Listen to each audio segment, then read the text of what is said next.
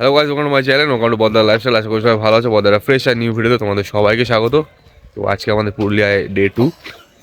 সকালবেলা ঘুম থেকে উঠতে উঠতে চারিদিকে প্রচুর আওয়াজ চেঁচামেচি দেখছি, কারণ আজকে এখানে প্রচুর লোকজন এসছে। একটা বাস এসছে আর তাছাড়া অনেক গাড়ি ঘোড়া অনেক লোকজন এসছে।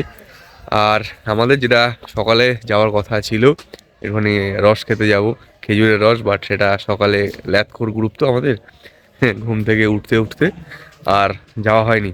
আর যারা সকালবেলা ঘুম থেকে তুলেছে, যারা বলেছে তাতে রেডি হতে হবে 8টা সাড়ে 8টার মধ্যে রেডি হতে হবে, তারা এখনও রেডি হয়নি। আর যারা তখন নাকি দেরি করে ফেলছিল তারা রেডি হয়ে গেছে, যেরকম আমি, দীপ, তহিদ, এরা সব রেডি। বাকি সুস্নাত, মাসুদের সব থেকে বেশি লেট। মাসুদ সবার আগে উঠে এর পেছনে লাগছে, ওর পেছনে লাগছে, আর ও এখনও সব থেকে লেট করছে। কারণ দেখা যাক যখন আমরা ফাইনালি বেরোতে পারি। তো চলো আর বেশি ভার না বকে আজকের ভিডিও শুরু করা যাক। আমাদের গাড়ি রেডি, গাড়ি চলে এসছে, এখন গাড়ি করে আমরা বেরোবো সকালে ঘোরাঘুরি করতে। বাট সকালে এখন খাওয়া দাওয়া হয়নি, খাওয়া দাওয়াটা করতে হতো। তো ফাইনালি আমরা এখন বেরোচ্ছি। সকালবেলায় বাসটা এসছে আমাদের রিসর্টে। বেরিয়েই আমরা এখন একটু দাঁড়িয়েছি টিফিন করার জন্য একটা লাভলি জায়গায়। এই জায়গাটা এরকম দেখছো, মনে হচ্ছে পিকনিক স্পট, বাট সামনেটা দেখো পাহাড়ের পাশে একদম। এটাকে দেখে মনে হচ্ছে না পুরুলিয়ার পেহেলগাঁও। এই যে বিস্তীর্ণ মাঠ, পিছনে এই যে পাহাড়, বাট ঘাসগুলো একটু মরে মরে গেছে। এই যে গরুর জায়গায় একটু ঘোড়া হলে ভালো হতো। এখানে গরু যেগুলো আছে এগুলো যদি ঘোড়া হতো, মানে ঘোড়া ধরে নিতে হবে। আর বাকি এই জায়গাটা, এই সাইডটা পুরো একদম সেরম টাইপেরই লাগছে। কেউ কোনো রকম আওয়াজ না করে একদম গোগ্রাসে খেতে বসে গেছে, কারণ রাতে এরা কিছুই খায়নি, এখন খাবার পেয়েছে আর থাকতে পারছে না। স্বদেশ সিনেমা থেকে ইন্সপায়ার হয়ে এই জলবিদ্যুৎ কেন্দ্রটা তৈরি করা হয়েছে। এটা এমনি বললাম, কেউ সিরিয়াসলি নেবে না।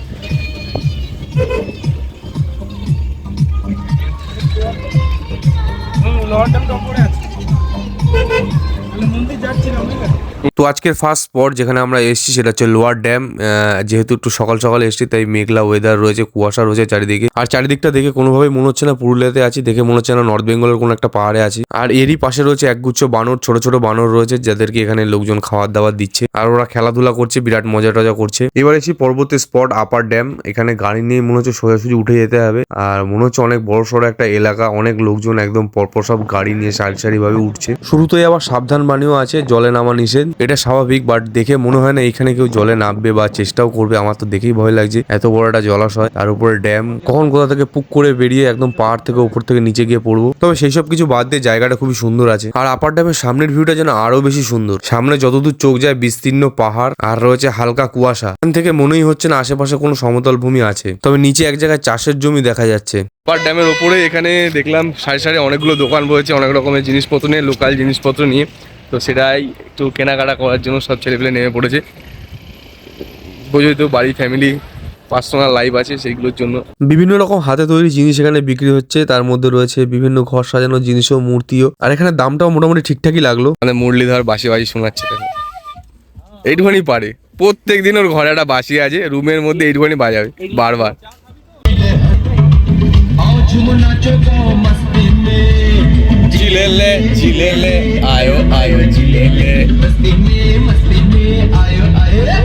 এখানের এখন একটা সেরা রাস্তা দিয়ে আমরা যাচ্ছি, মানে চারিদিকটা যা লাগছে না, মানে ভাষায় প্রকাশ করতে পারবো না, এত সুন্দর জায়গাটা। আর পুরুলিয়ার আমরা যতটা রাস্তা পার করেছি প্রত্যেকটা রাস্তা ভালো, কোনো রাস্তা ভাঙাচোরা নেই। আর এই জায়গাটা সত্যি এত সুন্দর লাগছে চারিদিকটা দেখতে। প্রত্যেকটা রাস্তা খুবই সুন্দর, একদম clean and neat and clean রয়েছে, ভাঙাচোরা একদম কিচ্ছু নেই, পুরো পরিষ্কার পরিচ্ছন্ন, একদম সুস্থ রাস্তা যাকে বলে। আমি পরে চেষ্টা করবো বাইক নিয়ে একবার পুরুলিয়া ঘোরার, অবশ্যই চেষ্টা করবো। আমরা এখন এসেছি অযোধ্যা হিল টপে রাম মন্দিরে, সেখানেই যাবো রাম মন্দিরে, সামনেই রয়েছে।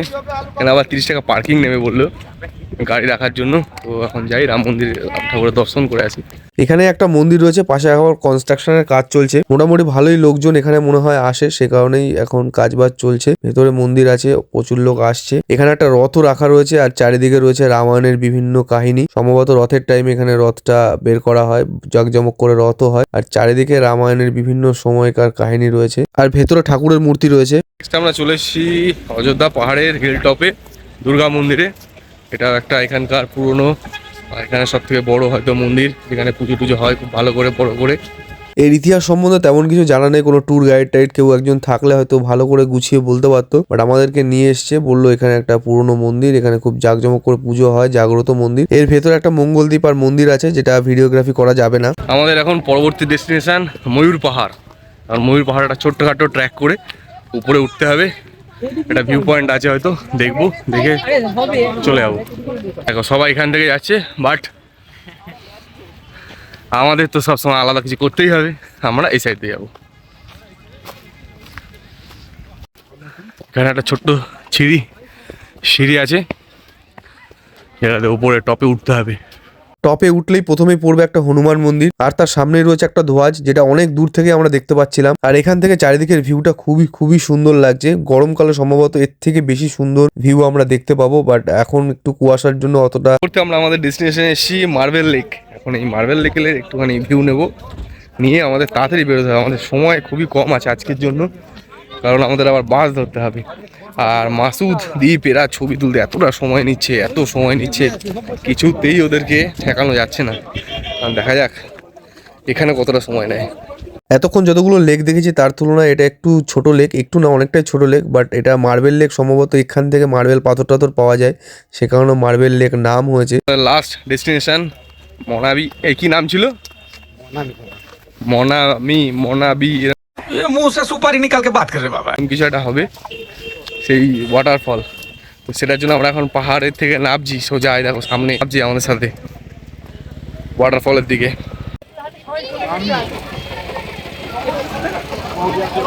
তো ওয়াটারফলে যাওয়ার আগে একটা জোড়া ব্রিজ পড়ে, আর তার নিচ থেকে একটা জল গেছে, সম্ভবত এটাই পরে গিয়ে ওয়াটারফল হিসাবে জল নামবে। তো মূল ওয়াটারফলের সামনে চলে এসেছি, বেশ অনেকটাই নিচে নেমে আমাদেরকে এটা দেখতে হয়েছে। আর এখান থেকেও আর একটু নিচে নামা যায়, বাট আমাদের যেহেতু সময়ের অভাব বেশি নিচে যাব না, এখান থেকেই দর্শন করে আবার ফেরত যাব। ওই নিচে যেতে হতো, বাট নিচে যাওয়ার আমাদের এখন সময় নেই। তো সময় মতো দাদা আমাদের নামিয়ে দিয়েছে, আর সময় মতো বাসটাও পেয়ে গেছি। এখন এই বাসে উঠে পড়েছি, আর আমাদের চলেছে গজা আর আমিত্তি। এখন এই গজা আমিত্তি খেতে খেতে যাবো পুরুলিয়া বাস স্ট্যান্ড। সেখান থেকে আবার বাস ধরবো ঝাড়গ্রামের মলাদার বাড়ি যাওয়ার জন্য। এই যে খাবার দাবার এসছে, ক্যাশিয়ার আমাদের খাবার কিনে নিয়ে এসছে। যত সময় যাচ্ছে পাহাড় থেকে আমরা তত দূরে চলে যাচ্ছি। বেশ সুন্দর দিন কাটলো দুটো। ইচ্ছা রইলো পরে একবার পুরুলিয়ার সময় নিয়ে ঘুরে দেখবো। পুরুলিয়ার পাহাড় থেকে আমরা পাহাড় থেকে বাস থেকে আমরা সবাই নেমেছি, নেমে এখন ছুটছি। আমাদেরকে নিয়ে যাচ্ছে এই বাসে করে নিয়ে যাবে। এখন এই বাসে করে আমরা ঝাড়গ্রাম যাবো। এই বাসটা এক্ষুনি ছেড়ে দিয়ে চলে যাচ্ছিল, একটু লেট হলে আমরা আর পেতাম না। পদে পড়ে গেছি গায়ে हम लोग। বাস আমাদের ছেড়ে চলে গেছে 3:25-এ, যেটা মলাদা বলেছিল যখন 3:30 বেরিয়ে যাবে, সেটাই হয়েছে। এখন আমরা জোগাড় করার চেষ্টা করছি কোনো একভাবে, যদি আমরা যেতে পারি তো দেখা যাক জোগাড় হয় কিনা। তো ফাইনালি আমরা চলে এসেছি যেখানে আসার জন্য আমরা বেরিয়েছি আজকে। মানে একের পর এক যা প্ল্যান করতে এসেছি।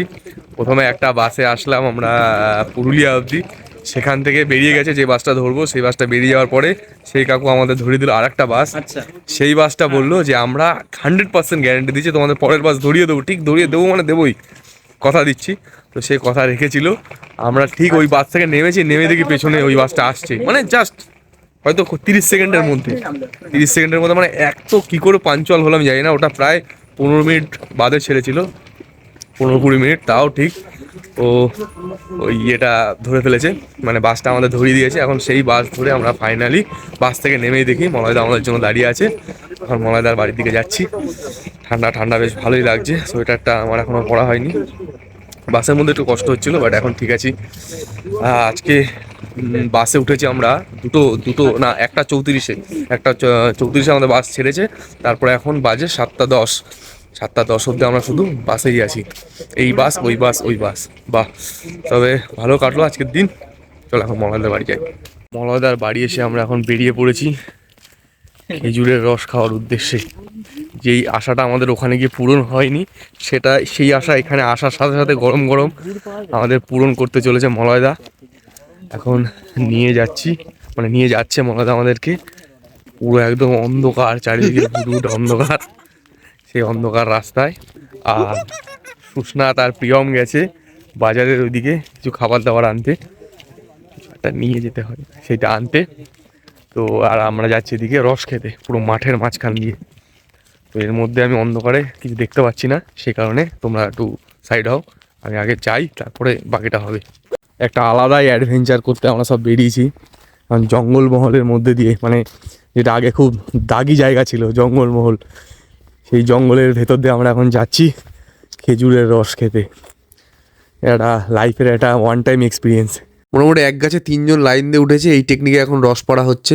একবারে 1 কলসি রস পড়া হয়েছে। এই 1 কলসি রসে মোটামুটি হাফ বালতি হয়ে গেছে। সেটাকে আবার ছেঁকে নেওয়া হচ্ছে যাতে কোনো রকম কোনো কিছু পোকামাকড় না যায়। বেশ অনেক বছর বাদে হয়তো এইভাবে খাঁটি রসটা খাবো। এখানেই সবাই একবার করে টেস্ট করে দেখছে কেমন কি লাগছে রস খেতে। রস চুরি করে খেতে গিয়ে পায়ে কাদা লেগে গেছে। একটা জুতো নিয়েছিলাম, সে কারণে মনটাতে একটু খারাপ তো আছে যে কালকে আবার এই জুতো পরে ঘুরতে যেতে হবে। সেখানে জুতোটার অবস্থা জুতোর 12টা বেজে গেছে। তবে আমার একার হয়নি, আমার সাথে আরো 2-3টে মালের হয়েছে, সেই জন্য আনন্দ হচ্ছে যে আমার একার সর্বনাশ হয়নি, সাথে আর কটা মাল ওই প্যাকে পড়েছে। তো এখন আমরা যে রস ওখানে মোটামুটি সবাই একটু একটু করে টেস্ট করেছি, তা বাদেও আরও 1 বালতি রস নিয়ে এসেছি।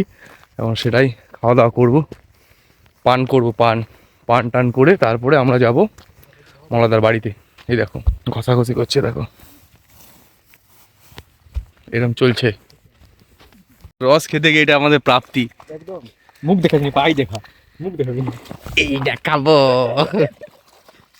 খেজুর নিয়ে এসে এখন এখানে একটু বনফায়ার হচ্ছে। এই বনফায়ারের মাঝে এখন খেজুরের রস খাবে, তো আগুন পন হবে, আর যাদের সর্বনাশ ঘটেছে তাদের সর্বনাশটা ঠিক করা হবে। রাতের খাওয়া দাওয়া আমরা সেরে নিয়েছি। প্রচুর খাইয়েছে আমাদের রাতে দেশি মুরগি, তার মধ্যে মোটামুটি কয়েক বছর বাদে মনে হয় আমি দেশি মুরগি খাচ্ছি। দেশি মুরগির ঝোল, সাথে গরম গরম লুচি, ফুলকো। তো এখন এই লুচি মাংস খেয়ে দিয়ে আমরা এখন সব ঘুমাবো না আড্ডা দেবো তার তোড়জোড় চলছে। বাইরে বেরিয়েছে একটু হাঁটাহাঁটি করতে, মানে খেলাম তো সারাদিন সেইভাবে খাইনি, আর এখন গান্ডে পিন্ডে গিলেছি যাকে বলে, আর সেই গেলাটাকে এখন একটু স্টেবল করার জন্য একটু হাঁটাহাঁটি করতে বেরিয়েছি। এখন হাঁটাহাঁটি করবো, করে তারপর রাতে ঘুম দিতে হবে। কালকে সকালে আবার আমাদের বেরোনোর ইয়ে আছে। তো আজকের ভিডিও এই পর্যন্ত, কাল দেখা হচ্ছে পরে নেক্সট ভিডিওতে। সবাই ভালো থেকো, সুস্থ থেকো, ঠান্ডায় কে কেমন কী করছো সেসব বলো। তো টাটা।